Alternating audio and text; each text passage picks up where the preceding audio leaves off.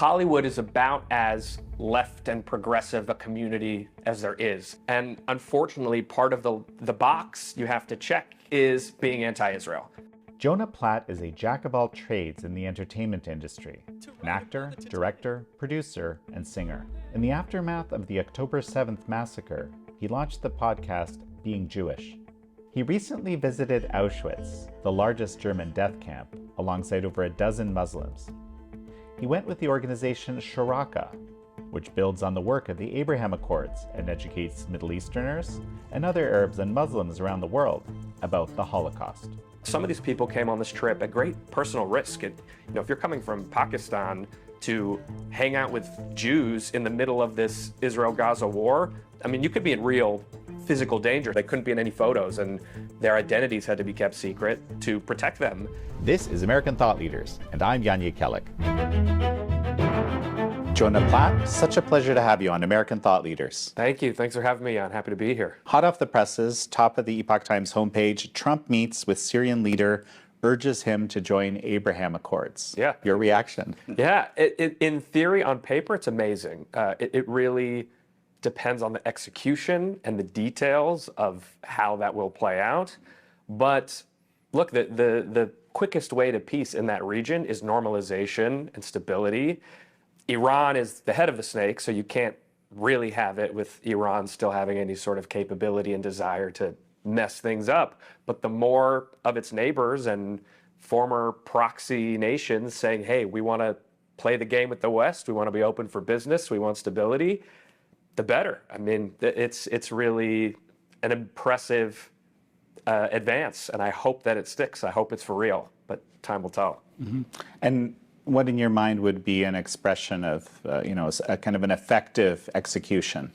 So the stipulations that the Trump administration has put out are, got to kick out all the foreign terrorists. You got to make sure that you get rid of your internal terrorists, that you're supporting Israel. There's all these different sort of stipulations, and taking care of ISIS in the land so that American troops don't have to do that anymore.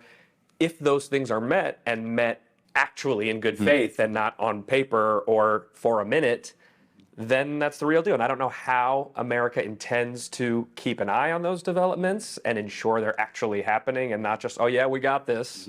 But if they do it, it's real, it's an amazing thing. And you can see from the other Abraham Accord countries, only good things come from this, only more financial development and trade and all the good things that come with being a player at the table with the rest of the world. So tell me a little more about that. Of course, I was amazed when the Abraham Accords actually happened, huge development, a lot of initial, good things happening right away, flights happening. But in terms of this development, tell me about it, because I haven't been following that closely. Yeah, where you're mostly seeing the positive developments are business to business, country to country kind of things. So like you said, the flights are open and there's business development happening. Iran launched that missile strike, like Saudi Arabia and the UAE. These are now players at the table. These are people who can offer support to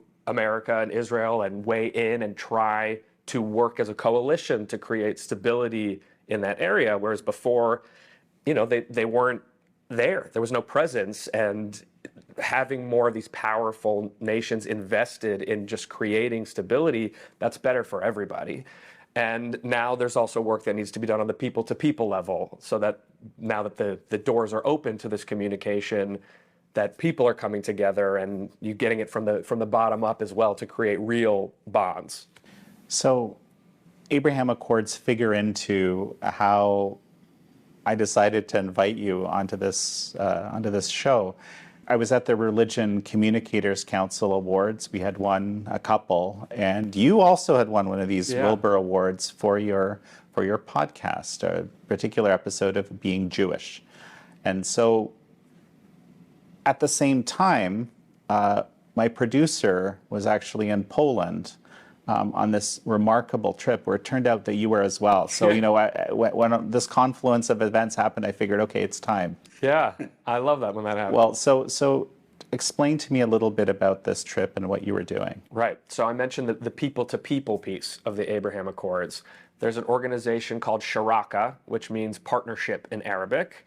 And they are the first of its kind in the wake of the Abraham Accords. They have begun programs to bring Muslims from Asia, North Africa, the Middle East to Israel and to, as you said, Poland to see Auschwitz. And so I was there with your producer for March of the Living, which is an event that happens every year on the anniversary of the Warsaw Ghetto Uprising, which is sort of, a brave, defiant moment in Jewish history, which is when Yom HaShoah is now, which is Israeli Holocaust Remembrance Day. And people march the 1.2 miles from Auschwitz I, which is sort of the administrative area, to Auschwitz II, also known as Birkenau, which is where the prisoners were enslaved and killed and gassed, which is the opposite of what the actual death marches were when the Germans knew the Russians were closing in. They marched the prisoners in the freezing snow from Auschwitz II to Auschwitz I so they could burn as much of Birkenau down before the Soviets arrived and cover their tracks. So they had to clear it out. So people go now and do the opposite and say sort of, here we are survivors. And a lot of people after that trip will then go to Israel, which is sort of like, this is where we were, this is where we are. I didn't get to go to Israel, but I did get to be in Auschwitz with 20 Muslims from Morocco, Pakistan, Jordan, Bahrain, Lebanon, Yemen, really an amazing eclectic group, Syria. And it was really an incredible experience for me. I thought really I was invited by Sharaka because I do a lot of bridge building in my work. I think that's really key, not just for the Jewish community, but for humanity. Like, we need to be talking to each other. And so they know that that's my work. They brought me along. And I thought I was going to sort of teach these 20 Muslims about Jewish life and what American Jewish life is like. And I did do that. But really, I learned so much from them. And I was so pleasantly overjoyed to see how many moderate Muslims there are who are just like you and me, just happen to live in Morocco and smoke more cigarettes than we do, but are compassionate, well-educated, intelligent, moderate, modern people who want better relationships and want more understanding. I mean, some of these people came on this trip at great personal risk. If you're coming from Pakistan to hang out with Jews in the middle of this Israel-Gaza war, I mean, you could be in real physical danger. Some people we had to, they couldn't be in any photos and their identities had to be kept secret to protect them. And that they want to understand the truth about Jews and connect in that way so deeply that they're willing to put themselves at risk in that way was very moving for me and really just a beautiful experience. There was a moment when we were on the bus. That's where all the magic happens, right? You go to these different sites and you're looking at the tourist things and learning, and then you get on the bus together, and that's when you really get to talk and get to make connections. And the Moroccan contingent, led by this 21-year-old Sufi sheikh, who's the youngest sheikh in the world. He has like millions of disciples and travels all over. He sort of led this outbreak of song, some Muslim sort of religious song, but was being sung not in a prayerful way, but in a celebratory, sing-songy way. And I just felt like I was back in like Jewish sleepaway camp on the bus singing Hebrew songs. First of all, Hebrew and Arabic are, cousins. Some of the words are like literally the same word. Salam aleichem, shalom aleichem. It's like the same thing.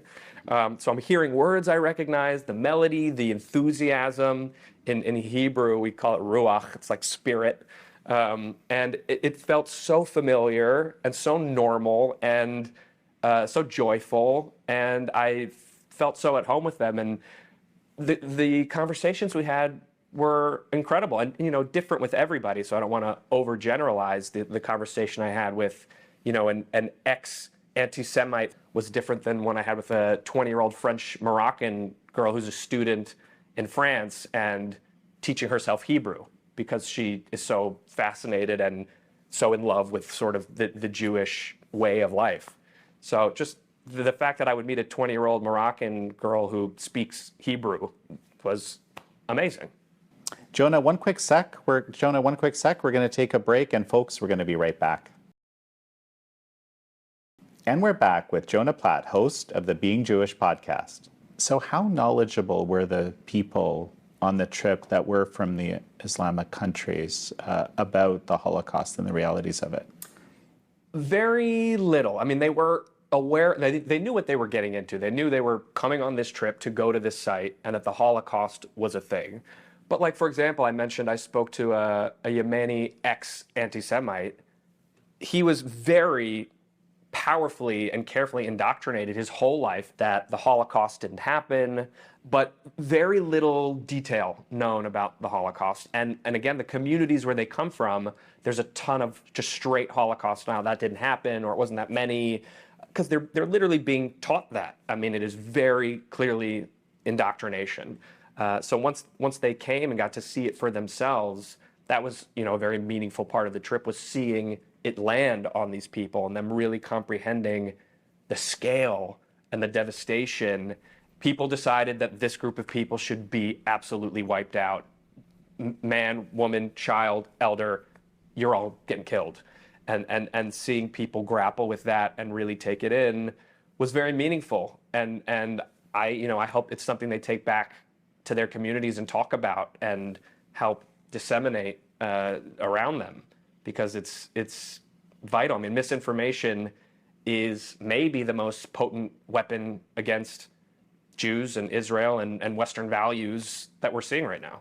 What did you do other than, which sites did you visit? We spent about 24 hours in Berlin to start, which was sort of like a scene-setting moment. So we saw the Brandenburg Gate, and we went outside the Reichstag building, and we went to the Holocaust Memorial in Berlin, which is this really sort of haunting collection of slabs of concrete, sort of almost a maze that's just sort of meant to disorient you. Very powerful. And we met with the Israeli ambassador to Germany, who was interesting to hear from. And we met someone from within the German government who's sort of their liaison for fighting anti-Semitism, got to hear from him. And then we went to Krakow, which is where we were based out of in Poland. And the bulk of that stop was Auschwitz. So we went twice. We went for the March of the Living, which you don't really get to explore too much. It's, everybody gets set up, you march, and then it's kind of over. And it was pouring rain, like the hardest rain that I've been outside in a very long time, which was sort of fitting. And for me, it really sort of grounded me in like where I was and the history, and thinking about how there were Jewish slaves there working out in that kind of rain in, threadbare pajamas, starving to death and having to do physical labor and be shot if they didn't keep up. And meanwhile, I'm freezing in the cold, but I get to go on a warm bus and get a hot meal after this. So we did that, but then we came back the next day and were able to do an immersive 3-4 hour visit where we really were taken around with a guide and got to see everything that's on display there and go into the gas chambers and into the barracks and see and understand really the horrors that went on there. And then the final night, we had an amazing experience. We went to Shabbat dinner, which, every Friday night Jews celebrate Shabbat. It's the day of rest, and Jewish holidays go from night to night instead of morning to morning. So it starts Friday night. Went to the JCC, Jewish Community Center in Krakow, which is run, the director is an American guy who is from New York, who now lives there and is, leading that community.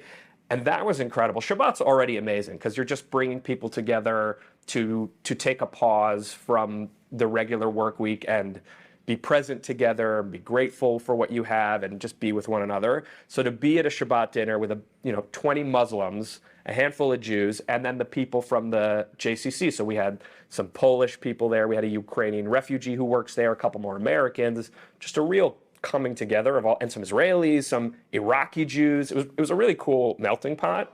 And the joy that erupted there, like we broke into song and dance a number of times, both in Arabic and in Hebrew. And it was just an amazing expression of brotherhood and joy and togetherness there. So that was a really beautiful way to end the trip. And how does this fit with the Abraham Accords? Maybe it's not obvious, right? Yeah. Well, I mean, so, Morocco, Bahrain, those are Abraham Accord countries. Syria, Lebanon, Pakistan. These are the kind of countries that we would hope would join this coalition.